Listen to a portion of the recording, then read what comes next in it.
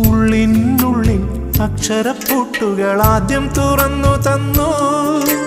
കുഞ്ഞിക്കാലടിയോരടി തെറ്റുമ്പോൾ കൈതന്നു കൂടെ വന്നു.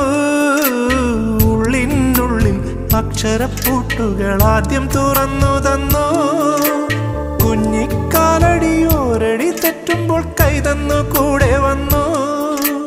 ജീവിത പാതകളിൽ ഇനി എന്നിനി കാണും നാം മറ്റൊരു ജന്മം കൂടെ ജനിക്കാൻ പുണ്യം പുലർന്നിടുമോ, പുണ്യം പുലർന്നിടുമോ?